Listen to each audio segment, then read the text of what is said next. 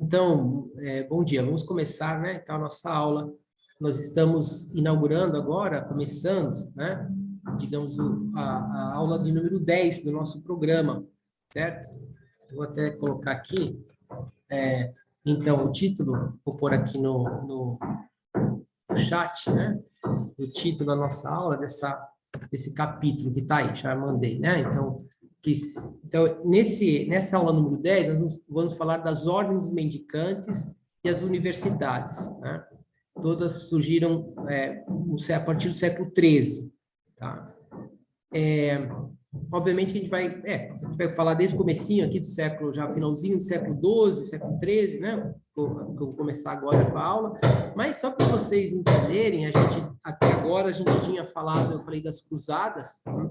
Então, como eu falei das cruzadas, que começou lá no finalzinho do século XI, né? No ano 1095 que foi convocado, mas, digamos assim, as últimas cruzadas, elas são consideradas como as últimas cruzadas são já no final do século XIII, né? 1270 seria a última cruzada, se não me engano, que é a morte de Luís IX da França, né? São Luís. Então, pega um período longo, tá?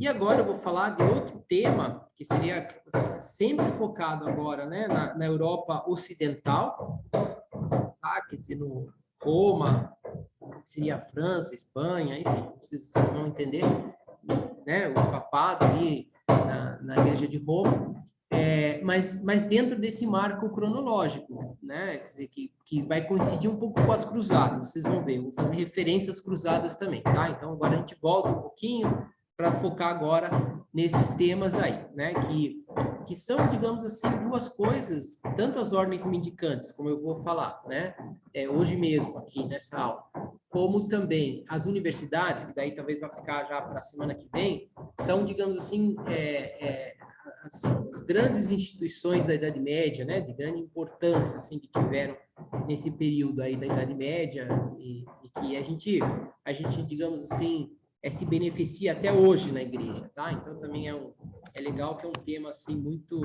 vivo, né, para nós, muito assim, muito próximo, né? Então, a primeira coisa que eu ia falar, né, seria o primeiro tópico dessa aula 10, seria justamente falar um pouquinho do nascimento das ordens mendicantes, né? Como que elas surgem, né? Todas elas vão surgir no século XIII, começo do século XIII, 1200 e pouquinho, e vou falar de algumas outras mais para o final do século. Mas antes, né? Então, eu queria falar um pouquinho, até para falar um pouco do contexto, né? Dessa época.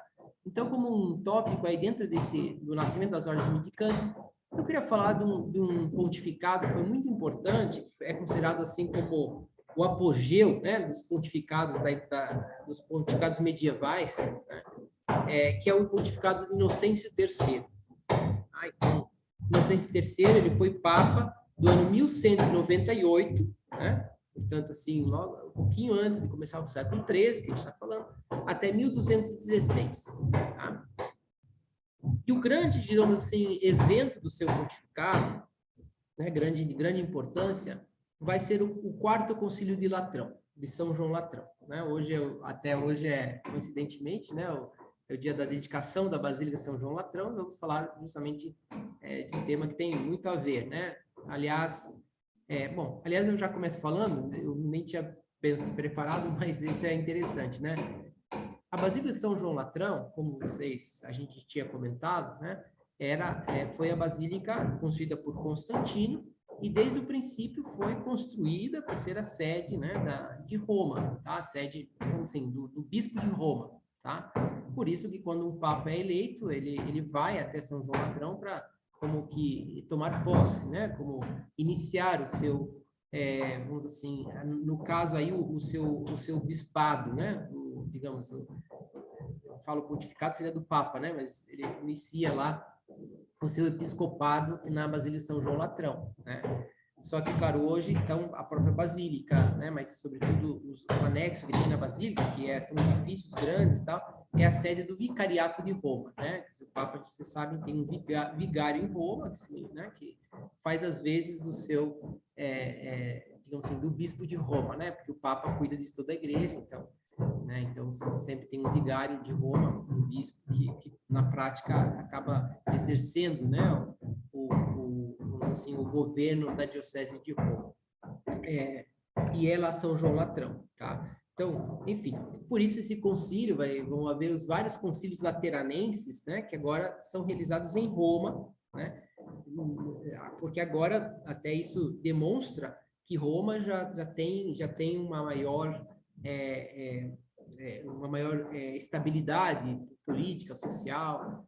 Até então, a gente tinha falado, né, que Roma estava um pouco na mão das famílias romanas, estava um pouco, assim, um pouco difícil, né, a situação social de Roma, e a gente vai ver que também que nessa época também não era que fosse tão fácil, né, mas estava mais estável também, e foram realizados vários concílios. Esse seria o 4º concílio lateranense, que é o mais importante. Depois a gente vai já saber por quê. Agora eu queria falar um pouquinho de Inocêncio III, né? Inocêncio era de uma família nobre. Ele tinha uma família italiana, ele tinha nascido um povoado, acho que próximo de Roma, mas, enfim, ele tinha estudado em Paris, em Bolonha, né? Já teve uma formação assim um pouco mais internacional. Ele era cardeal, né? Já da Igreja Romana, quando foi eleito Papa, né? Era um homem assim muito religioso, né? Quer dizer, ele conseguia combinar as duas coisas. Era um homem muito piedoso, muito religioso, um homem que rezava, né? E ao mesmo tempo, né? Pela sua origem, digamos que sempre teve a sua família, né? Lá no âmbito da política eclesiástica, no âmbito também ele tinha ido estudar fora em Paris, então era um homem que estava muito estava muito ligado nos problemas do seu tempo, conhecia bem o mundo, as coisas, né? Então foi isso que então, enfim, e aí ele foi eleito Papa nesse ano, né? Tinha 37 anos quando foi eleito Papa. E ele vai chegar, ele vai entender nessa plenitude do poder do papado. Então, agora, qual que era a ideia do papado nessa época? Acho que eu já comentei nas outras aulas, mas acho que é bom retomar, porque agora vai como atingir esse ápice, né? Havia muito aquela ideia, né, de que, vamos assim, você tenha os dois braços, que é bem ideia medieval, né, o braço secular e o braço espiritual, mas que, né, na mentalidade né, medieval, que é uma coisa herdada de Santo Agostinho lá, tá? Santo Agostinho é do século V, né, quando escreveu A Cidade de Deus. Então, toda a teoria política medieval era essa, né, de Santo Agostinho, no qual você tinha esses dois braços, mas o poder espiritual estava acima do poder temporal, né? Então, assim, na mentalidade dos papas, né, na mentalidade de toda a cristandade, né, o papa detinha a plena potestade, ou seja, então significava o seguinte: se uma pessoa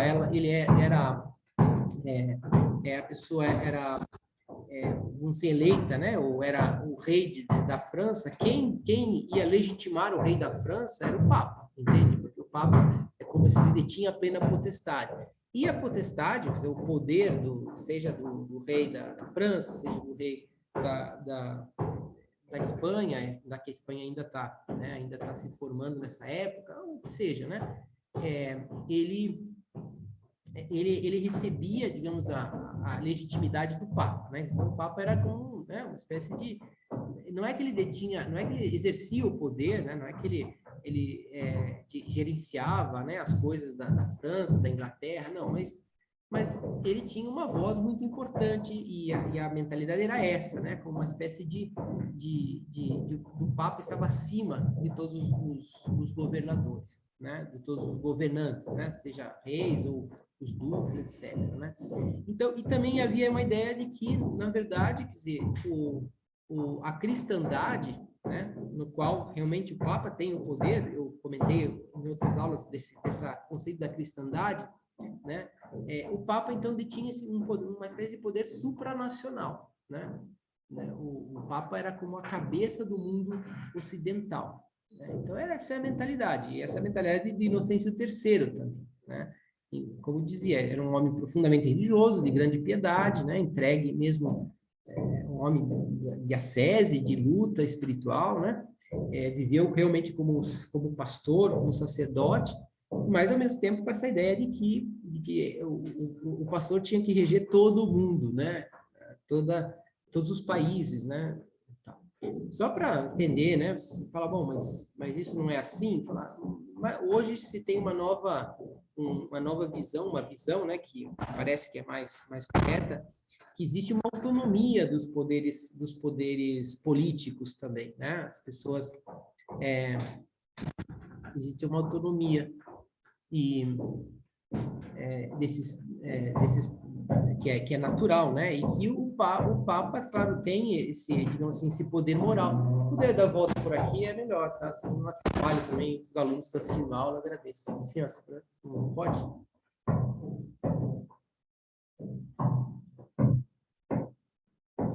Desculpe. Está passando bastante gente aqui, eu me distraí. Então, bom, enfim, então, é assim, né? Essa comunidade também, bom, dizia, né? Quer dizer, um poder, o Papa tinha esse poder supranacional, né? Supranacional. Bom, e depois, então eu estava dizendo, né, que há uma autonomia desses poderes. A gente entende, né, que o Papa ele detém, claro, um poder moral que vem, digamos assim, da sua autoridade religiosa, como o Papa da Igreja Católica, né, como digamos, né, e nós católicos, né, acreditamos que realmente o Papa é o representante de Cristo na Terra, mas o próprio Cristo, né, diz: dai a César o que é de César, ou seja, existe uma autonomia da autoridade política, do Estado, né, da organização política, que cada comunidade, quando eu falo comunidade, ou seja, um país, um reinado, um califato, é diferente, né? Assim, vai ter a sua própria mentalidade e que há uma diversidade natural e aceitável, né? Para isso é natural. Então, que tem essa autonomia. E o Papa, vamos dizer assim, então dai a César o que é de César e a Deus o que é de Deus. Então, o Papa é o representante de Deus na Terra.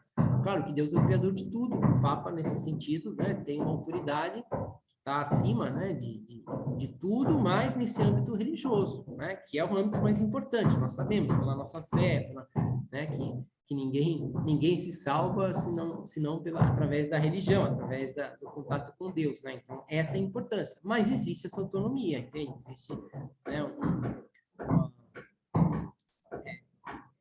essa autonomia do temporal, tá? Onde algumas coisas a religião não tem por que, digamos, definir, né? Se vai fazer assim, assado, se num país vai ser monarquia, vai ser república, vai ser etc. Tá? Então, essa seria a ideia. Mas, então, essa era a diferença, né? Na Idade Média, não.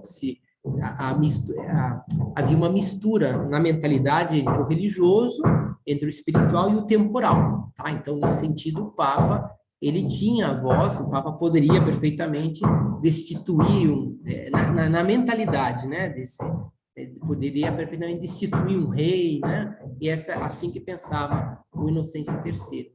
Bom, mas agora, voltando, né, o Inocêncio III, nessa época, ele pelo seu prestígio, né, ele vai adquirir uma série pelo seu prestígio, né? As pessoas vão assim, olhar para Inocêncio III, né, com um grande respeito, etc. Então ele consegue, né, ter vamos dizer assim, esse prestígio, né? Um diálogo bom com todos os reis da época, etc. Né? Por exemplo, Inocêncio III, então, lá ele começou, como eu dizia, 1198. Então, quais eram as preocupações nessa época? Então, veja, é a época das cruzadas, né? Quer dizer, vocês lembram que os cruzados tinham, no ano 1099, né? Os cruzados tinham conquistado Jerusalém, e no ano 1187 tinha sido retomado, né? Um pouco antes. Então, havia, né, esse desejo de voltar a retomar a Jerusalém da mão dos muçulmanos, era o que o Papa também animava. Mas havia também nessa época, veja, desde Gregório VII, que está no ano 1070, por aí, né? Agora não me lembro exatamente, mas o Gregório VII tinha começado uma reforma na igreja, né, para acabar com aquelas investiduras. Então, Inocêncio III vai continuar. Inocêncio III, ele pune os bispos e prelados indignos, né? Excomunga, afasta da igreja, tudo uma forma de reformar a igreja. Depois, nesse sentido, como uma forma também, até para entender, né, essa ideia que havia da plena potestade, a plenitude potestas, né, do Papa, ele institui o Tribunal da Inquisição, né? Melhor, desculpa, não institui, né? Mas ele levava, às vezes, até alguns padres, bispos indignos à Inquisição. Tá? Depois eu vou falar, vai ter uma aula, porque eu vou falar mais para frente sobre o que é a Inquisição, como é que foi, mas só para vocês terem uma ideia, no fundo, a Inquisição nada mais é que um tribunal eclesiástico, como hoje, né? O tribunal eclesiástico, tá? Só que tinha esse nome, Inquisição, que era próprio, digamos assim, da mentalidade da época, né? E teve coisas, assim, que diferentes para nós, né? Que às vezes nós, contemporâneos, não entendemos tanto, né? Mas, enfim, depois eu vou voltar a falar desse tema da Inquisição, mas... enfim, então eram essas preocupações, né, do Papa Inocêncio III.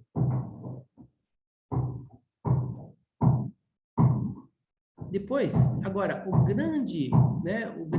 gente vai ver que é ele que vai acolher São Francisco de Assis, né, por ser um homem religioso. Depois eu vou falar de São Francisco especificamente, a gente vai voltar a isso. Ele vai acolher, vai incentivar, né, o desenvolvimento da ordem de São Francisco de Assis, né. Bom, e agora o grande evento, né, que o seu pontificado mais importante é o Quarto Concílio de Latrão, né? O Quarto Concílio Lateranense, como eu falei. Então, ele foi convocado já em 1213, né, tinha sido convocado, né, Inocêncio III chama todos os bispos e todos os eclesiásticos, como sempre fazem, né, então, e o que é interessante, o que foi mais importante, que muitos eclesiásticos compareceram, né?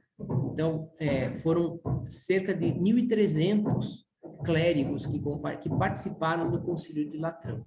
Olha, isso era uma coisa que até então inaudita, né? Quer dizer, nunca tinha tido um concílio tão numeroso assim, né? Vocês lembram, assim, que os que eram mais numerosos era coisa de 300, chegava até 500, né? 500 bispos nos maiores concílios do Oriente, né? Aqueles 8 que eu falei. Mas agora vão participar 1.300, né? Sendo que 400 bispos, sendo que mais ou menos uns 70 eram bispos metropolitas, bispos, né? Patriarcas, né? Bispos. Inclusive vieram bispos, por exemplo, da Polônia, da Boêmia, da Letônia, da Estônia, que eram aqueles países orientais que tinham sido convertidos, né, recentemente, e que às vezes também tinham, né, recebido as missões do próprio Império Bizantino, eles participaram. Depois vieram também vários reis, né? Foi o rei da França, o rei da Inglaterra, o rei de Aragão, mandaram representantes. Então foi realmente um encontro que todo mundo assim em torno ao quarto concílio lá convocado por Inocêncio III. Então foi, digamos assim, o evento talvez mais importante aí dessa época da Idade Média, né? Que você vê que o Ocidente cristão aí estava reunido em torno ao Papa. O que se discutiu no concílio? Então, vamos dizer assim, o objetivo, quando Inocêncio III abriu o concílio, ele falava, né, que o concílio tinha como objetivo convocar uma nova cruzada, quer dizer, queria convocar uma nova cruzada, né? Depois também ele queria definir algumas coisas e definir também cruzadas contra os albigenses. Eu vou voltar a falar disso um pouquinho mais para frente, que eram algumas heresias que estavam aparecendo, especialmente na França, né? Os cátaros. Então, ou seja, essas cruzadas era uma cruzada também agora para fazer valer, certificar, né, a própria doutrina da igreja. Tá? Então, esse era o objetivo do quarto concílio.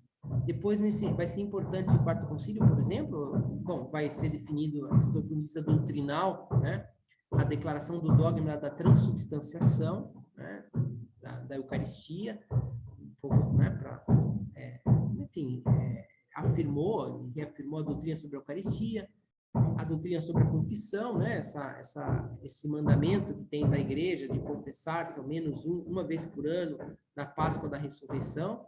Então, foi que apareceu nessa época. Se acertou algumas coisas, alguma legislação também canônica sobre o casamento, né, principalmente o tema da consanguinidade, comunidade, né, que sabe como, para proteger a instituição matrimonial, a igreja impede, né, que se casem, no caso, sei lá, primos, né, irmãos, etc. Então, foi definido essas questões, a consanguinidade. E depois, como sempre há no concílio, vários outros decretos mais de ordem, assim, administrativa, política, né? Então, aí que entra, por exemplo, a convocação de uma nova cruzada, da Quinta Cruzada, que tinha sido já marcada para 1217, né? O concílio foi todo ele realizado em 1215, tá? Em novembro de 1215, na Basílica de São João Latrão. Então, marcaram, né, essa cruzada. E outras coisas mais, né, assim, que o concílio que são mais, digamos, de ordem administrativa, política. Então, logo depois que acaba o concílio, em 1216, o Papa, então, Inocêncio III, falece, né, morre. Bom, aí também eu queria dizer já uma coisa, né, que interessante, né, que assim, se Inocêncio III foi o ápice, né, do prestígio do papado na Idade Média, tá? O ápice, assim, né, depois continuou tendo prestígio durante muitos anos ainda, mas já começa, digamos assim, digamos, a partir dele, né, digamos, os próprios estados nacionais modernos, né, as comunidades políticas, elas vão, digamos, sobrepassando o poder do papado, né? Então, em concreto, eu queria só falar de um episódio, né, que depois do Inocêncio III, é que, vamos assim, vai se fortalecer um imperador, um político, que é Frederico II, tá? Frederico II, ele era da casa dos Hohenstaufen, né? Um pouco difícil de falar, eu vou colocar aqui o nome, só por curiosidade, tá? Não precisa pôr aqui o nome, né? É assim. Põe no chat, peraí.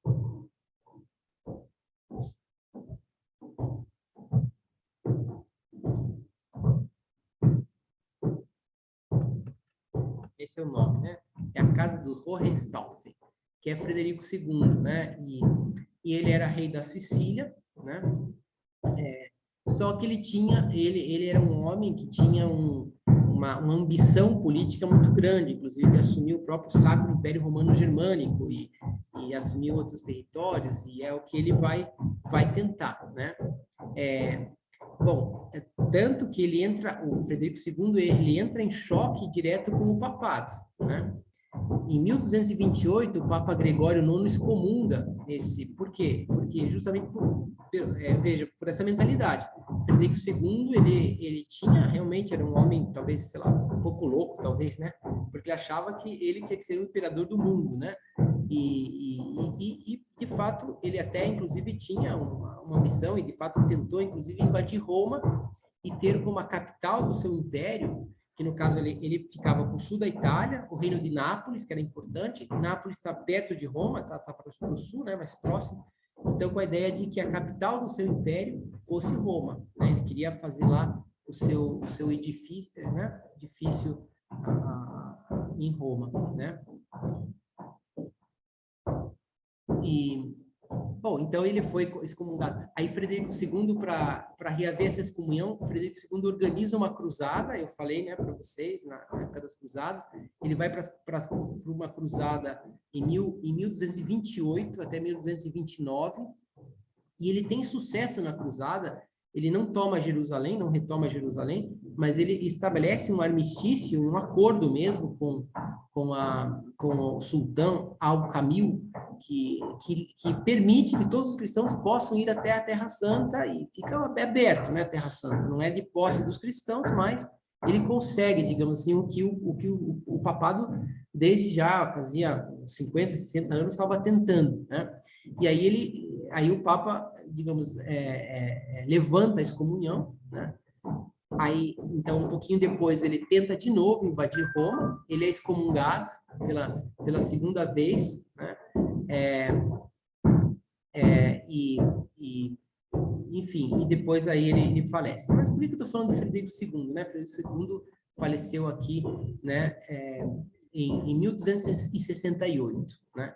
Por que eu estou falando do Frederico II? Porque ele já se coloca, digamos assim, um personagem que se coloca contrário a essa plenitude de poder do Papa, né, que havia na mentalidade de todos os outros governantes, etc. dessa época. Então, essa época do Frederico II. Mas, enfim, então esse é o contexto da época, né, um pouquinho, Inocêncio III.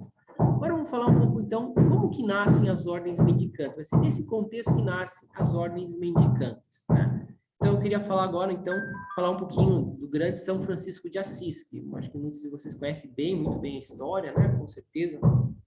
E São Francisco de Assis, ele nasceu, né, em 1181, né, um pouco finalzinho do século XII, portanto, né? E tinha como, era um jovem, né, como a gente sabe, de boa vida, né, o seu pai era rico, né, assim, e tinha uma juventude despreocupada, digamos assim, né, longe de ser uma pessoa depravada, né, não, era um jovem, assim, que assim, não tinha muita preocupação econômica, né, porque seu pai estava bem de vida. Veja que nessa época, é uma época já que a Europa ela começa a ter mais riquezas, mais abundância, mais comércio, e ele viveu um pouco nesse contexto. Então, São Francisco de Assis, ele acontece que por volta de 1208, 1209, ele se sentiu chamado por Deus, né? Aquela ide por todo mundo, pregar o evangelho, né? E começou, né?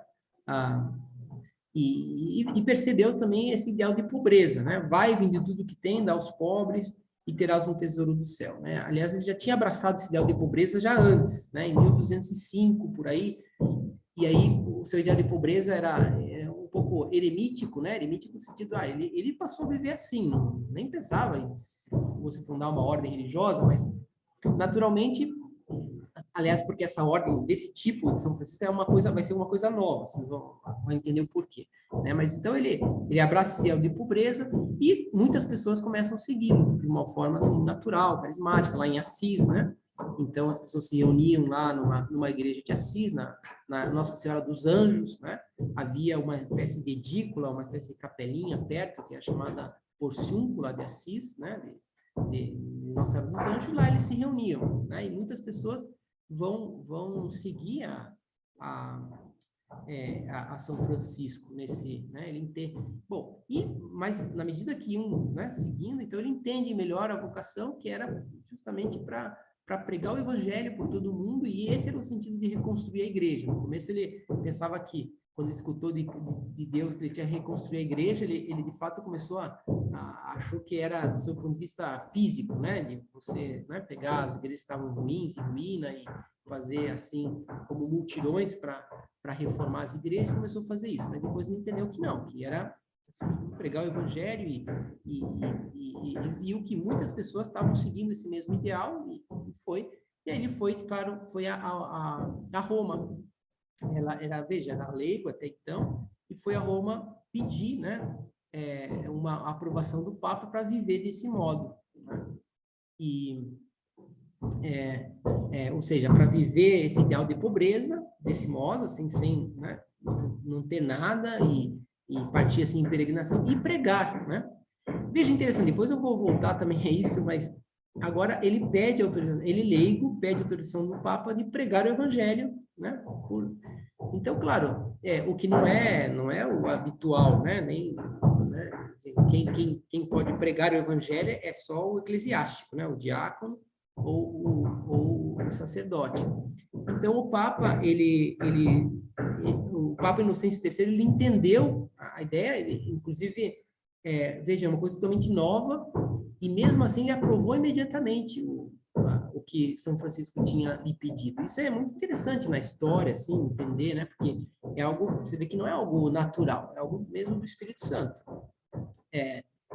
Aprova. E, claro, como Francisco, né? O jovem Francisco lá, ele não podia, vamos assim, para pregar ele tinha que ser, né, clérigo. Então, até o próprio Papa Inocêncio III propôs que ele se ordenasse sacerdote, né?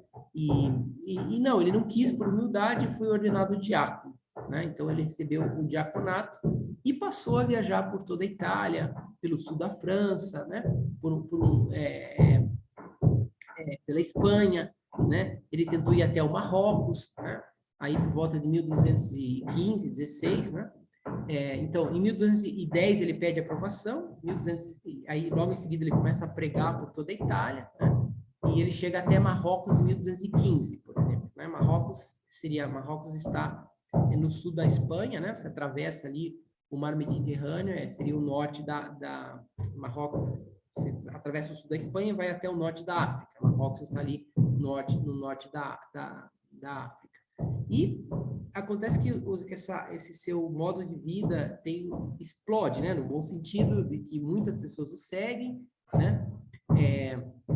E vê a necessidade, então, ele não pensava fazer isso, mas ele vê a necessidade, lá por volta de 1221, de escrever uma regra, né? Que depois foi reelaborada e foi aprovada em 1223, né? E aí, vamos assim, é uma febre, né? No sentido, veja que interessante, uma febre em toda a igreja de pessoas que querem, digamos, dar tudo, entregar sua própria vida, né? Para seguir a Cristo e para pregar o evangelho, para fazer o bem, né? Então foi uma reforma mesmo, digamos, de baixo para cima na igreja, né? A reforma que partiu das bases, porque foi um movimento carismático entre leigos, né? Pessoas que queriam seguir a Cristo. E aí se formam os franciscanos, né? Também porque, como era algo que foi muito rápido, muita gente entrou na ordem franciscana nesse período, então também houve muitas divisões e até a reelaboração das regras da ordem também. São Francisco, claro, ele participou, mas muita gente deu os seus conselhos, e por isso, inclusive em 1224, 1223, ele se retira da ordem, né, franciscana, e passa a viver mais isoladamente, e falece em 1226, no dia 3 de outubro de 1226, né? É nessa época que ele recebe os estigmas do Senhor, que escreve o Cântico das Criaturas, já no final da sua vida, né? Só falar também da ordem franciscana, que em 1212, então ele tinha recebido já a aprovação do Papa, ele se une a ele, a Clara de Assis, né? Sob a orientação de São Francisco de Assis, que funda, digamos, o mesmo ideal feminino, tá? Então, seria as Clarissas.